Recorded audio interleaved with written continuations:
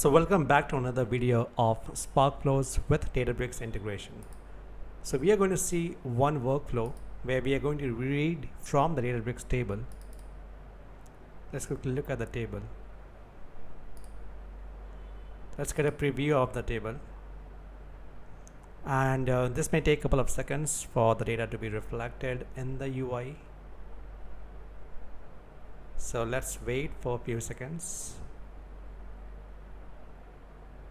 This should be coming up soon. And here we have the table.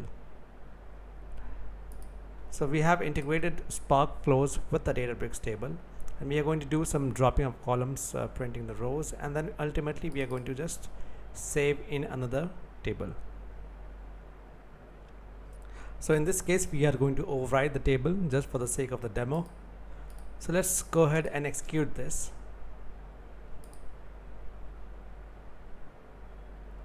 So we'll click on execute, and this is going to submit the job in the Databricks cluster, and we can always track that job from the Databricks UI and also from the Sparkflows dashboard.